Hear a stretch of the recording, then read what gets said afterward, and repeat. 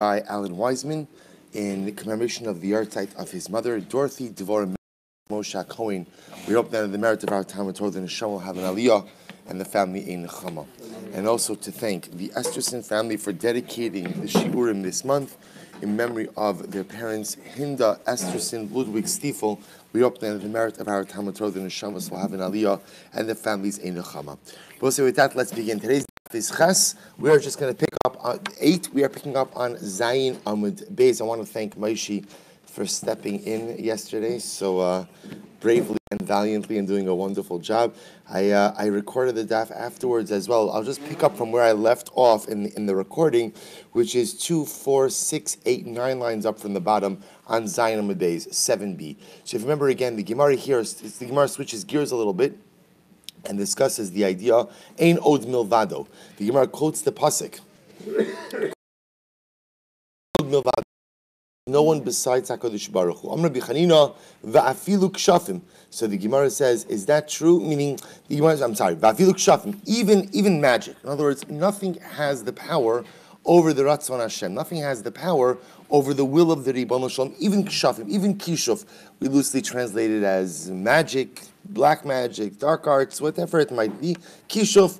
So we'll say, by the way, one thing, this is not a topic for today, it's clear that there was a power to kishuf, right? It's clear that, again, this is not just like, what do they call it, sleight of hand? It's not just illusion. Thank you. It's not just illusion, but excellent, Eric. But again, but remember, there was something to this. We see this in by the Chartumim of Paro. There was some koach to this. So the Gemara says, "Ein od milvado, even kshafim do not go ahead and share the will of Hakadosh Baruch Hu." So the Gemara tells an amazing story. There was a particular woman who was trying to take dirt from underneath the feet of Rabbi Chanina. Why was she trying to take dirt from underneath the feet of Rabbi Chanina? She apparently wanted to use it for some type of spell. And I guess the spell called for the dirt underneath the feet of the person you were trying to cast the spell upon. So listen to this. Amr Rabbi Chanina said, Shakulei, go ahead, take all the dirt you want. Lo mistaya milseich. Whatever you're going to do is not going to have any kind of impact on me. Why? Ein od milvado ksiv. Ultimately, again, because the pasuk says, Ein od milvado. There is no one besides HaKadosh Baruch Hu. So Rabbi Chanina said, it's not going to have any kind of impact on me. But once Rabbi Yochanan says, why is kishuf called kishuf? Shemachishin. Now, I will say this is actually a very dramatic statement because it negates, kishuf negates pamalya shamala. Kishuf somehow negates the ratzon of Hashem above. And I will say, how could Chazal make such a statement like that? That Kishuf negates the ratzon Hashem. So the Maharal explains very beautifully as follows: that HaKadosh Baruch Hu has a plan for each of us, but that plan requires of us certain things as well. I have to live up to certain expectations. I have to do certain things. In the event that I don't hold up my end of the life relationship bargain, HaKadosh Baruch Hu removes certain elements of His hashgach, of divine providence from me. When He removes those elements of divine providence, that unfortunately allows kishuf to take hold on me. So HaKadosh Baruch Hu removes His providence, and that allows ultimately again kishuf to take effect. So the Gemara says, but again, Shani Rabbi Chanina did not fishe zechusei. Rabbi Chanina was different. Why? Because Rabbi Chanina was exceptionally pious. Because he was exceptionally pious, he had great zechuyos, he had great merit. Because of his great merit, ultimately, again, kishuf did not have a hold on him. These are incredible Gemaras.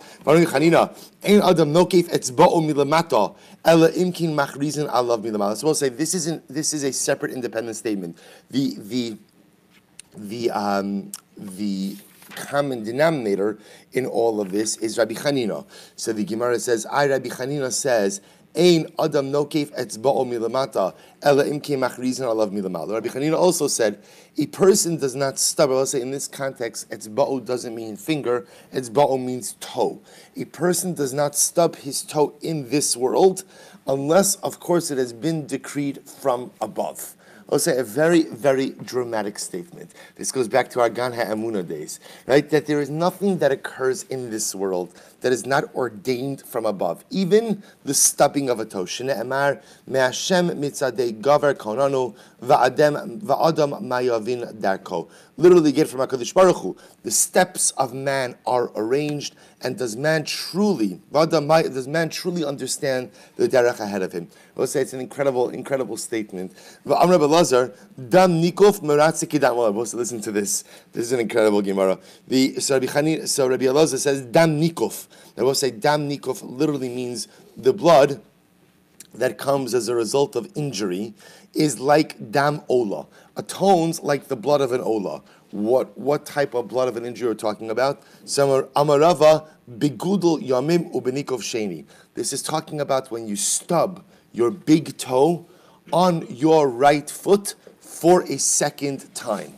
Okay, so stubbing your big toe on your right foot for a second time. Now, what's the pshat? So first of all, anyone who's ever stubbed their toe knows that mamish, like, it's yisurin ba'olam hazeh, like it's.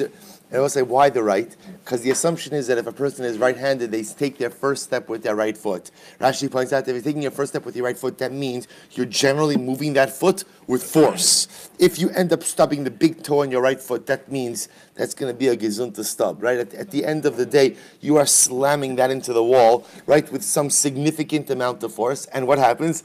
If it's not the first time, but it's the second time, then mamish again it makes things worse. So what Rabbi Lazar is saying over here, we'll say is sometimes again certain yisurim, certain forms of suffering which we undergo in this world have a cleansing effect like the dam of the ola. Furthermore, again, this is said assuming that a person is walking towards a mitzvah. So here, I'm going to do a mitzvah, I'm going to do a right thing, and what happens? I stub the big toe on my right foot a second time. I'm experiencing all of this pain for the purposes of a mitzvah. Ultimately, again, such pain has a cleansing or cathartic impact like the blood of the ola itself. So we'll say back to Pinchas ben Yair. It's actually amazing what this will end. We'll say he never went ahead and literally, again, sat and ate a meal from a piece of bread that was not his. Now, we'll say, remember again, that Pinchas ben Yair lived his life not wanting to rely on the kindness of others. Not that it wasn't offered to him, it was offered to him all the time. He made a conscious decision, he who hates gifts lives for a long time. Anything that a person could do in life on their own steam, they're generally better off. So he made a decision not to benefit even from the piece of bread from someone else. Umiyom sha'amad al daito, and I will say from the time that he became mature, lo nene misudas aviv. This is actually quite amazing. He even applied this to his parents. I tried telling this to my kids. It did not work. Right? So, it's so much better for you to be independent, be on your own. Here's the tuition bill. Right? So again, from the day that he became mature, ultimately, again, he would not go ahead and even benefit from his father. I will say, just because I don't have time to go into it, but I'll give you a wonderful maramakom.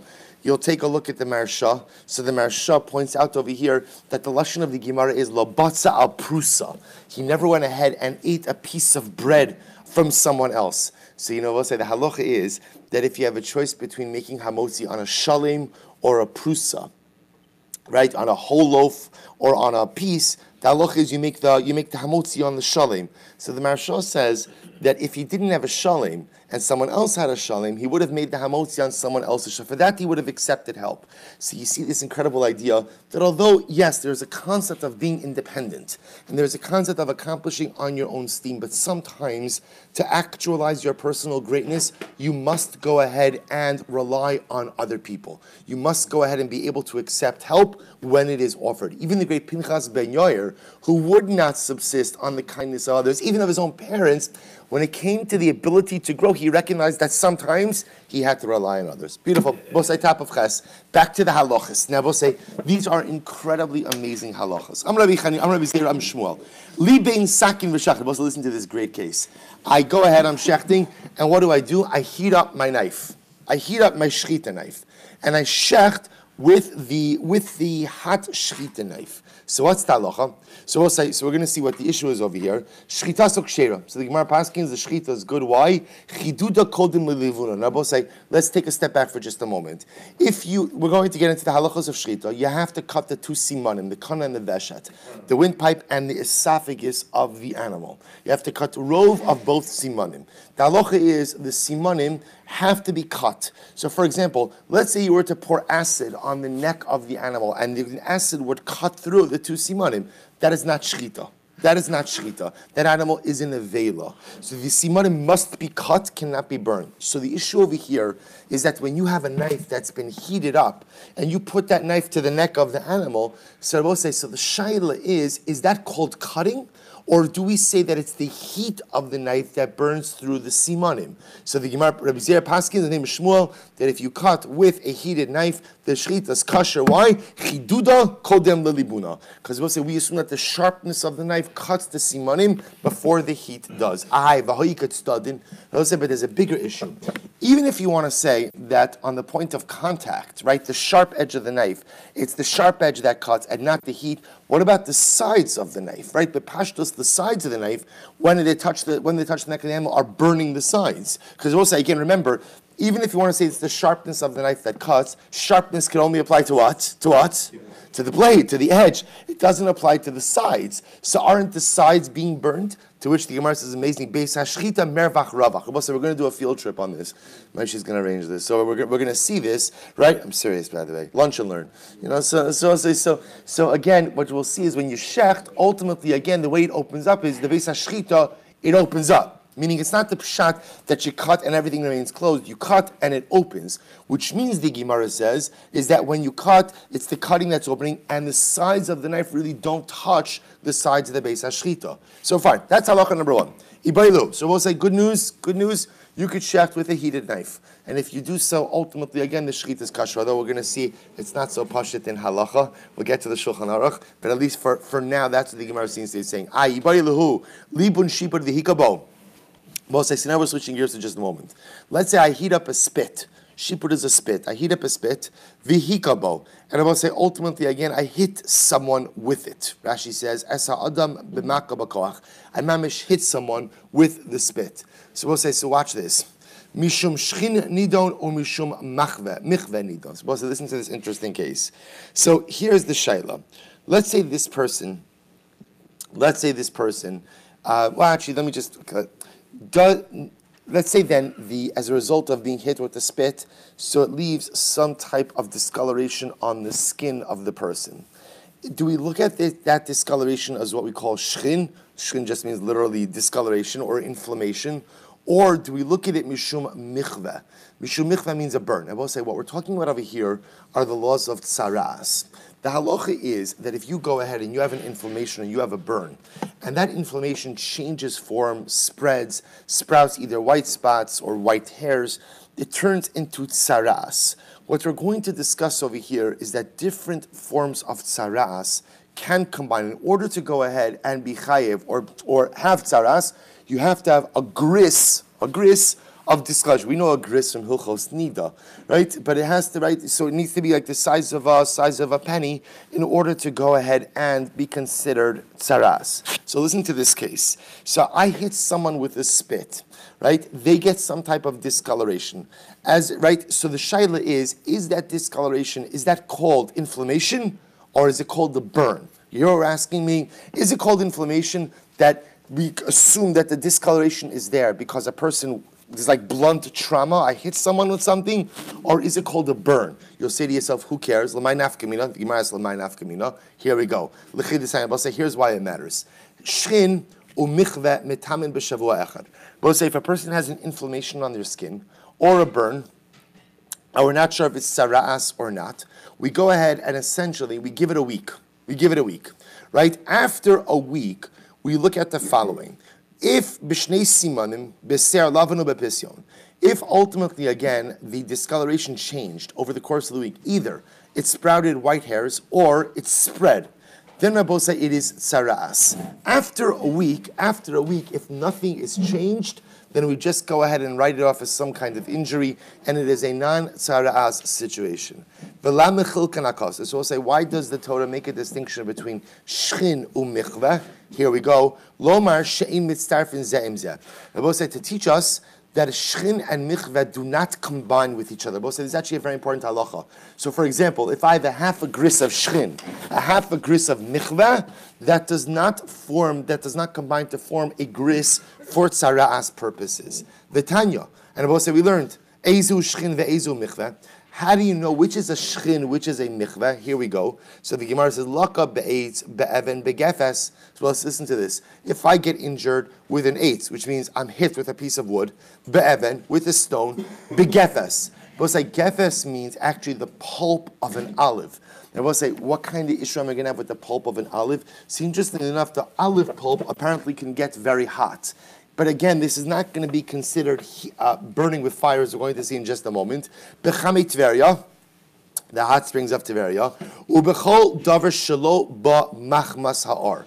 We'll say, essentially, I get injured by anything that was not heated by fire. So, meaning either it's like blunt trauma, like with wood or with a stone, or it's by things that are hot, but not hot as a result of fire. Hot because of natural things. Chamei Tiveria, right? Chamei Tiveria, or gefes, the olive pulp, which are things which naturally heat up. Lasuye mai, to include what else? Lasuye ever mikaro. But say apparently, if you mine lead, so lead in its natural mined form could also go ahead, also produces heat. So we'll say in all of these cases, zeu shchin. This is called, if I get some type of discoloration as a result of this is called an inflammation. So inflammation is anything that is caused by blunt trauma or by heat that is not generated by fire. Vezu michva. We'll say, what's michva? Here we go. Michva begacheles beremetz. So we'll say, if I get burned, gacheles ultimately is a coal. Remetz are embers. Sid roseach, boiling plaster. Begafsis roseach, boiling gypsum. Ubechol davar haba machmas, or I will say, for that matter, anything that is heated up by fire. La'asuye chame ha'ar. I will say, what does this come to include? It comes to include anything, again, water that's heated by fire as well. If I get burnt with anything that's heated by fire, zehi michveh. I will say, this is called the michveh. And remember, again, these distinctions and categorizations are going to be very, very important. V'tanya. Here we go, I will say, shchinu michveh. Here we go. If you have shchin and a michveh, Im shchin kodem lemichveh, batal michveh es shchin. So we'll say if a person has both shchin and a michveh, if the shchin came first to the michveh, right, shchin kodem lemichveh, batal michveh es shchin. Subsequently, again, the michveh will be mevatel the shchin. Ve'im michveh kodemes l'shchin, but if the michveh is there before the shchin, then batal shchin es ha-michveh. Then ultimately, again, the shchin goes ahead and is mevatel the michveh. Ve'hacha hechi dami. So we'll say, what's the case over here? What's the case that the Gemara is asking? Here we go. Gigon to have a bechatzi gris shchin meikara. Rabbi will say the case over here is where the individual in question had a half a gris of shchin. He had a half a gris inflammation. That's what happened. I have a gris inflammation. So what happens, Rabbi will say, I heat up a spit and I hit him with it. I hit him with the spit. Why? Whatever. Right? Because. Right? So v'libein shipot v'hikabo v'nofik beichatzi gris acher. Now Rabbi will say, as a result of me hitting him with the spit, now what? There's another half a gris of what we'll call discoloration. What's the shaila? So we'll say, the shaila is like this. We know that he has a half a gris of shchin, of inflammation. I hit him with the shipud, with the spit. He now has a half a gris of another discoloration. What's the shaila? If it's another half a gris of shchin, so now he's a mitzvah, or he could be a potential mitzvah, because now he's got a full gris of shchin. If on the other hand it's a half a gris of michveh, then what?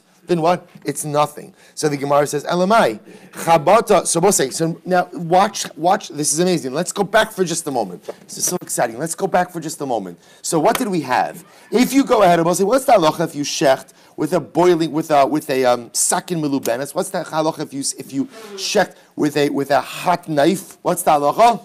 Kosher. Why? Because I should be absent more often. Good, excellent. Right, chiduda kodem libuna. Right, because we'll say we assume that the sharpness of the knife comes before the burn. So we'll say what that really means is as follows. What that means is we assume, for our terms, that blunt trauma comes before burning, which I will say for our purposes means what? Vahacha. So the Gemara says, "My chabata kadim va'asi hevla umevata le'lechavla." So we'll say, so watch this. So how do we view it then when I hit someone with the shipus? Here we go. Do we say chabata kadim? They're really supposed to say this is a spit case. It's a little bit different. So do I say maybe in the spit case, what comes first? Chabata kadim, blunt trauma comes first. And then what? Va'asi havlo mevatile. So you're say, remember again, the nature of the impact of the sheepwood will be determined by what has the last impact on the person. So you know that when it comes to a sheepwood, Rabbi, there are two elements to the injury sustained by getting hit with a burning hot spit. There is the blunt trauma, and there is the burning. So the shaila is, which one comes first? So the Gemara says, do we say chabata kadim? Do we say maybe it's the blunt trauma that comes first, and then va'asi havlo mevatile, the burning comes second, and therefore we define the injury as a burn and not blunt trauma. Now we'll say, if we define the injury as a burn and not blunt trauma, then what's the status of this guy? He's not a mitzora. Because remember again, what does he have? He has a half a gris of shchin, which is inflammation, not burn. If that's the case, the subsequent half a gris of burn will not combine with the inflammation. So the Gemara says, and therefore it'll be a case of shchin and michveh, which do not combine. O dilma, or the other possibility is, O dilma, havla kadim. Maybe Rabbi say the heat comes first. Maybe burning comes first, and what? Va'asi chabata, blunt trauma is sustained afterwards, and therefore again the blunt trauma comes along afterwards, umevatele lahavla, and so to speak is mevatel the heat, right? Is mevatel the fire, and therefore if that's the case, v'havilei shchin u'shchin u'mitztarif. And I will say therefore this becomes a case of a half a gris of shchin that was pre-existing, a half a gris of shchin which was visited upon him, and it combines ultimately again to make him a mitzora. So Toshma says, so which one is it? So Tashma, we'll say, here we go. Now remember, I jumped the gun a little bit on the sakin. Now the Gemara is going to bring back the sakin. Well, the truth is we just discussed this. Let's go back to the hot shchita knife. So Tashma, Shmuel, libein sakin v'shachit ba. If a person heats up a knife and shechts with it, shchita so kshera, the shchita is good. Why? Because chiduda kodim lelibuna. Because the Gemara say we assume the sharpness of the knife has an impact on the animal, has an impact on the surface, we'll call it, before the heat, before the fire. So we'll say, if that's the case, Alma chabata kadim chidot. I'm sorry, Alma chabata kadim. Therefore, we'll say, what do you see? You see from here that halacha lemaisa, that if you translate this to the case of the sheepwood, how do you translate this to the case of the sheepwood? That's what? See, by a knife, we assume the sharpness of the knife comes before the heat of the knife. If you transfer this to the sheepwood, what do we assume? That the blunt trauma of the sheepwood comes before the burning of the sheepwood. We'll say if that's the case, then it's ultimately again, it is shchin, ultimately followed by michveh, and if it's shchin followed by michveh, then at least in this case over here, the guy's not going to be a mitzora. To which the Gemara says, chidud shiny. We'll say the truth is the case of the knife is a little bit different. Sharpness of the knife is reckoned differently than other cases. If you look at Rashi, we'll say chidud shiny. It's in the short lines of Rashi, 2, 4, 5 lines before it gets wide. Chidud shiny. The mitoch shu chad. So we're going to see that where there is sharpness, that sharpness to a certain degree almost blunts the other impact of the utensil. So sharpness is different than blunt impact. To which the Gemara says, Tashma, libein shipud v'hikabo. Supposed to listen to this. Quoting the Brisa again.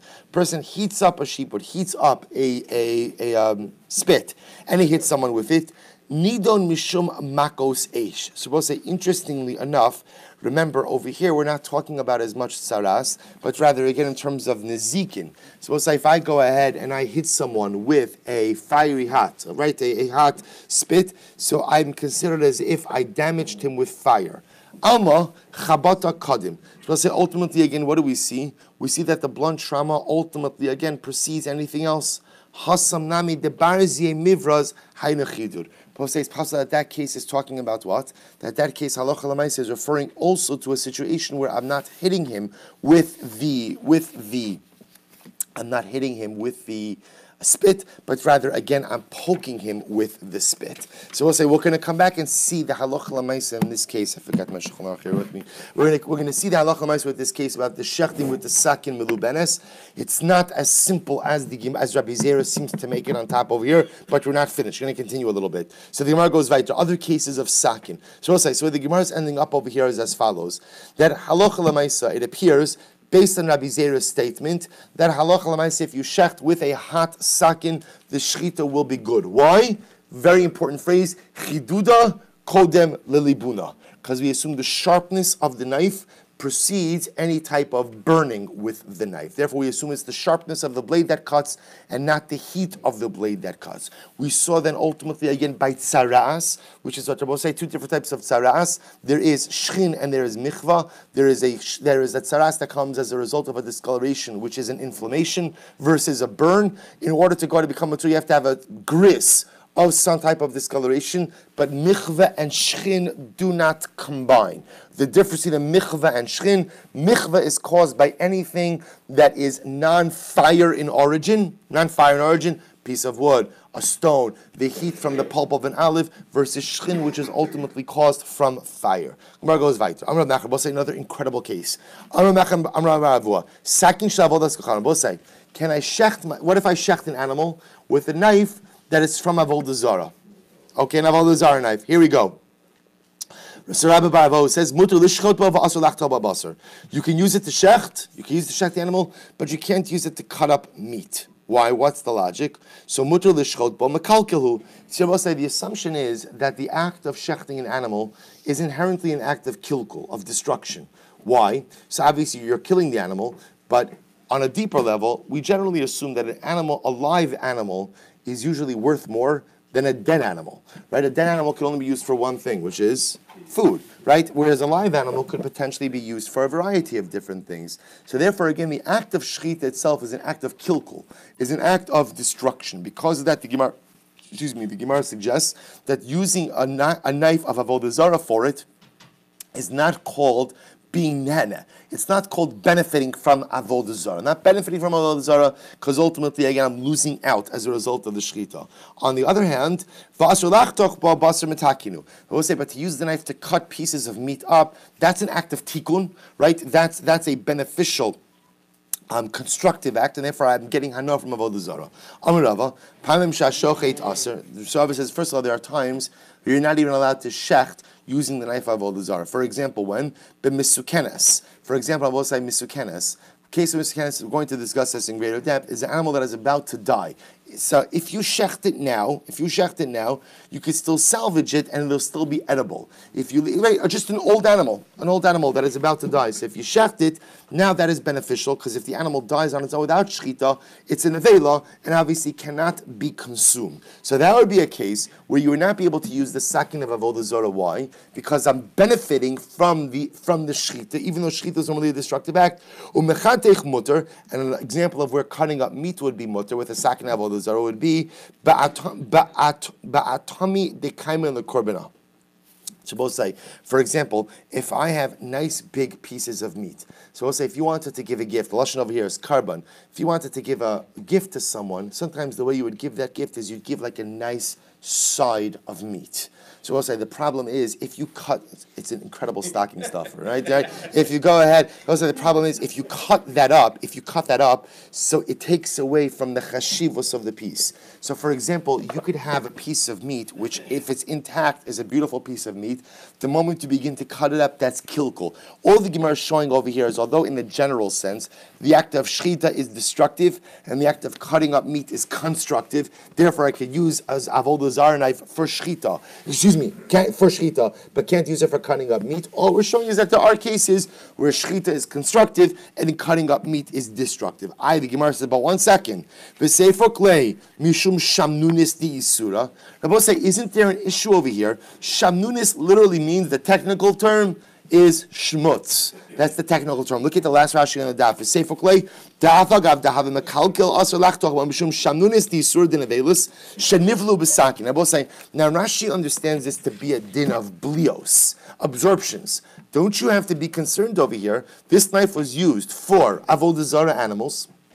It did not absorb from Avodah Zarah animals. So don't I have to be concerned that those absorptions would be conveyed to anything that you're shechting or anything ultimately, again, that you are conveying. Now we will see as we develop our Chullin lexicon, we'll begin to see that generally, again, shamnunis doesn't necessarily refer to absorptions.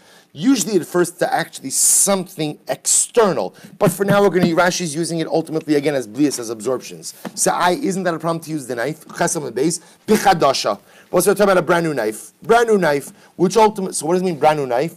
It was never used for Avodah Zarah. Apparently, again, it was designated for Avodah Zarah, but never used. Chadasha, the Gemara says, brand new knife, that's no problem at all. Bein Rabbi Shmuel, bein Rabbi Akiva, misham she'avodas kochavim heim, or misham she'avodas kochavim, einon asurin ad shiavdu. So we'll say, again, remember, that means this is what's called, what we call misham she'avodas kochavim, what we'll call, supporting accessories for idolatry. Supporting accessories for idolatry, we'll say, only become asur when they're used. When they're used. So meaning if I go ahead and I purchase a brand new knife, Adnami, person purchases a brand new knife for Avodah Zarah, right? And I dedicate it for this can be used for Avodah Zarah.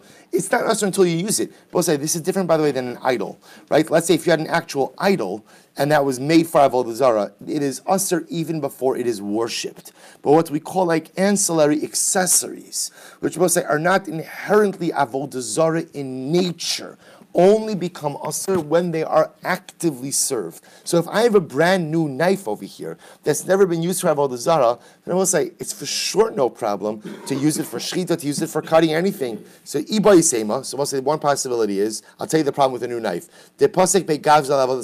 I use the knife to cut wood for idolatry. So we'll say the act of using the knife to cut wood for the idolatry is a use for Avodah Zarah, and therefore again it would be now it would be called the knife of Avodah Zarah. Iba yisema. Biyeshna, biyeshana, shelibna ba'ar. Well, see, the other possibility is that ultimately, again, this was an old knife that was kashered. It was kashered. So I'll say, again, even though it was kashered, I don't have a problem with shamnunis. Again, I don't have a problem anymore with absorptions. But I do, so I'll say here, what's this meaning? If I used it to cut wood, so again, is it an Avodah Zarah knife? Yes. But again, the Gemara doesn't bring up the issue of absorptions. Why? Because there's no ifshur, I didn't use it for shchita. Other possibility is I did use it for shchita, but halacha l'maisa what? I kashered it. Literally, again, I put it in the fire before I went in and used it for the animals. So we'll say the way we're coming out over here is the Gemara suggesting that to use the knife of Avodah Zarah for shchita purposes is going to be mutter. Why? That's not called getting benefits from Avodah Zarah. Why not? Because shchita in and of itself is a destructive act. Versus using the knife to cut up pieces of meat, that's constructive. I can't use the knife for Avodah Zarah for that because that's called getting hana from Avodah Zarah. Good. Itmar. We'll say, here we go. So let's say I did it. I shechted it with a knife of Avodah Zarah. So we'll say, so remember, the Gemara just said before that the shchita is okay. The shchita is fine. So the Gemara now suggests, even if you say the shchita is fine, Rav Amar Kolef, Rav says, we'll say that's what? You have to peel off the area of the shchita. So we'll say, Kolef means you have to kind of like take a layer of the skin of the animal off in the area of the Beis HaShchita where the knife touched. Where the knife touched, not a lot, but you just have to skim off the area where the knife came in contact with. Rabbi Bar Chana Amar Madiach. And Rabbi Bar Chana says, no, all you have to do is what? Rinse it off. We'll say again, this is a very specific area where the knife of Avodah Zarah came in contact with the Beis HaShchita. What do you have to do with that area? So Rav says ultimately again, peel, kolef literally means peel, cut off the area of contact, and Rabbi Bachana says just rinse it off. Just rinse it off. So we'll say, so again, we're going to see, it's very exciting because we're going to see like a lot of these halachos come out in different times. We're going to discuss that sometimes, again, forget about Avodah Zarah, sometimes there are circumstances where a person purchases something that may have been cut with a non-kosher knife. So what you do with a food item that may have been in contact with a non-kosher knife is going to be this sugya. We're going to see it in greater depth. So we'll say, what are they arguing about? What's at the root of the machlok? So here we go. So the marsav Rabbi Sashchita tzone, or marsav Rabbi Sashchita roseach. We'll say, so they could be having a machlokes in mitzias. One opinion holds that the Beis HaShchita, the neck, basically means the area of the neck where the shchita takes place, is tzonein, is cold. Because it's cold, therefore what? It doesn't absorb. Because it doesn't absorb, all you have to do is what? Rinse it off. Opinion. Ultimately, again, Rav will say, no, the Beis HaShchita is hot, therefore it absorbs. Therefore what? You must go and actively remove a layer that came in contact with the knife. So Shmuel says, no, that's not it.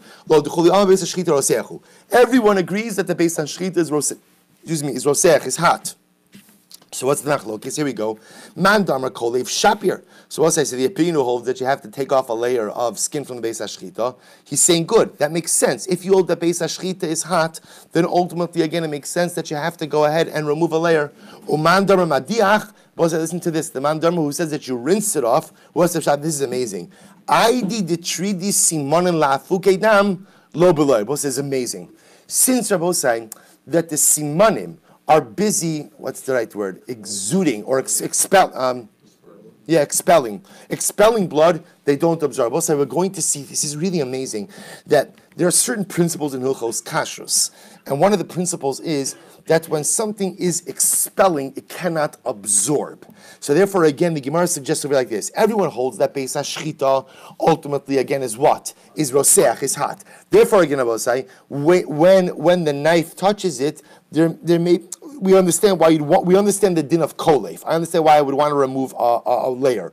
What's the svar that you just have to rinse it? Because since the beis hashchita at that point in time is exuding or expelling blood, it doesn't absorb anything. Because there's no absorption, a simple washing down of the area will suffice. Igidam, we'll say an alternate version of this. Everyone agrees that the beis hashchita is cold. So we'll say if you hold the beis hashchita, it's just an alternate version. If you hold that the beis hashchita is cold, shapir, the man damar holds that you just have to rinse it, you just have to wipe it down. It makes sense. Man damar kolif. So we'll say, what would be the logic of the one who says that you actually have to peel back a layer? So you have to peel off a layer. Agov duchka de sakina bala. We'll say, because again, these are all principles we're going to spend a lot of time. Duchka de sakina. What does duchka de sakina mean? That a knife has the ability to impart flavor even without heat. But it's actually an incredible idea. Under normal circumstances, we're going to see that Blios 101 tells me that what? For a transfer of taste, what do you need? You need heat. We're going to see a knife might be the exception because of duchka de sakina, because a knife is used with incredible force. With incredible force, it could be that the force ultimately goes ahead and affects a transference of taste. So we'll say, there's so many exciting applications of this. This is one of the reasons, for example, if you cut an onion with a fleshik knife, we'll say, what's the status of the onion? Forever fleshiks. Forever fleshiks. Now that has to do with the din of an onion also, because an onion is a davar charif, a spicy item, but part of that is no heat. There's no heat. Part of that is the onion, and part of that is the duch, the sakina. There's the fact that ultimately, again, the knife is being pressed. We're going to see other applications of that. So the Gemara goes on. So we'll say, therefore, again, two different versions of this. The way that we're going to see the way that the Rambam Paskins is going to be like Rabbi Barachano, that if you shecht ultimately again with the sakin shalavodus kochavim, all you need is hadacha. But we'll see it in the Shulchan Aruch tomorrow. Sakin treifa. We'll say, listen to this next case. What about a sakin treifa? And then we'll say, what's a sakin treifa? It's a knife that was used to shecht an animal that was a treifa. So we'll say it's actually a very interesting case. So I go ahead, I do a regular shechita, and then it turns out that the animal I shechted was a treifa. It's a treifa, so it's not kosher. It's not kosher. So we'll say, so what happens if I end up using that knife to shecht another animal? So pligi barav acha v'ravina. So we'll say machlokes Rav Acha and Ravina. Chad amar bechamin. So we'll say one opinion said, ultimately again bechamin. We'll say, what does that mean? Look at Rashi. Bechamin tzarach la'agila l'sakin v'meishabala shamnunis hatreifa. So we'll say the shaila is, in this case, before I go ahead, I shechted an animal found to be a treifa. So now I want to use that's my shechita knife. It's my knife. So I want to use it for other shechitas. So the shaila is, do I have to do anything to it before I use it for a subsequent shechita? So watch this. So pligi barav achav ravina chadamar bechamin. One says imam have to kasher it. You have to kasher the knife. Why do you have to kasher the knife? Because halacha l'mais, again, it absorbed from the treifa. Therefore, it must be kashered. The chad amar betzonein. And one said, no, all you need to do is what? You just have to go ahead and rinse it off with cold water. Now, Rashi already points out over here, betzonein, kasara beis hashchita sonein, v'lo bala sakalon ischamin. The both say, now again, apparently, what they're arguing about over here is whether or not the beis hashchita is hot or cold. If the beis hashchita is hot, then what? The knife absorbs. That means the knife absorbs from a treifa. That means before you use it for a subsequent shechita, what do you have to do? What do you have to do? You have to kasher it. If you hold the beis hashchita's sonein, then what Rabbi say? Then all you need is hadacha. V'hilchasa. What's the halacha, Rabbi say? Afilu b'tsonein. The halacha ultimately is that you could wash it off even just with cold water. Now look at your Rashi just a moment. V'hilchasa afilu b'tsonein. V'gabe sakin shal heteru de pasuk hilchasa la'atera. Delo iser babli azu. V'kashu livloa. Ela ayidei resicha. Aval gabe sakin di yisur she'od v'kochavim the plugda de la'elo pasuk and leisha sakin asura basarach livloa. So we'll say what Rashi is just pointing out over here is the Gemara is quick to paskin in this case because at the end of the day, as much as the animal is a treifa, we're talking about a mutter animal. In other words, this is not the case of avodas kochavim. So in the case of non-avodas kochavim, ultimately, again, the Gemara is comfortable paskening and saying that what? That halacha l'maisa, all you need to do is wash off the knife. Rashi just points out, if you notice, the Gemara did not come to a conclusive conclusion, ultimately, again, by the sakin of avodah zarah. So we'll say the one conclusion we do have is if you shecht an animal, it turns out to be a treifa, the knife must be cleaned before being used for a subsequent shechita, but all it requires is what? Hadacha, a rinsing, a wiping down. V'i'ika, we'll say not only that, v'i'ika, belisa de parsa michprei lo tzarech. And we'll say if you have, essentially, we'll say what this means is a very stiff piece of fabric. So it sounds like steel wool, right? If you have some steel wool, you could just wipe it down with that, and that is enough. In other words, we'll say it doesn't even need to be rinsed. It really just needs to be wiped down very thoroughly. And I will say the opinion who holds that ultimately, no, the knife needs to be cleaned with cham. In my time, what's the reason? Mishum de kabbalah isura. Because ultimately, again, it absorbed isser. Once the animal was a treifa, the knife absorbed isser, therefore it has to be kashered with hot water. So we'll say, watch this. The truth is, if that's the case, then you should have to kasher every single shechita knife. Why? Even in a proper shechita. Why? De'ater nami bala eva minachai. Wow. We'll say, listen to this. When you begin any process of shechita, we'll say, at the moment you begin the shechita, that animal is alive. When that animal is alive, then what's happening? I will say one can make the argument that you are actively cutting off the limb of an animal. You're actively cutting. So maybe it absorbed aver min achai. So if that's the case, every single shechita knife should have to be kashered even after a bona fide halachically kosher shechita. To which the Gemara says, no. So the Gemara says, emas bala lichi chaimas. We're both say, when does the knife absorb? Only when the flesh around it becomes hot. So the Gemara says, emas kachaima. Ultimately, again, when does the flesh get hot? Lichi gamra shchita. Only when the shechita is completed. And at that point in time, hahi shaita heteru. But say, ultimately, again, when does absorption take place? Essentially, when the shechita is done. The shechita is done when, I should say, when the simanim are cut, that's when the beis hashchita heats up. At that point in time, the animal is already considered geshacht, right? It's already shechted, right? And therefore, halacha l'maisa, there's no issue of absorbing ever min achai. So what comes out over here is halacha l'maisa. The Gemara says, if indeed you shechted, and halacha l'maisa again, it turns out that what? That the animal is a treifa, the knife must be cleansed prior to being used for the next shechita, but doesn't require any type of formal kashering, rather just requires a rinsing, maybe not even a rinsing, even just a thorough wiping down. All right, so we'll have to stop here for today. We'll pick up Emiras Hashem by the 2 dots tomorrow.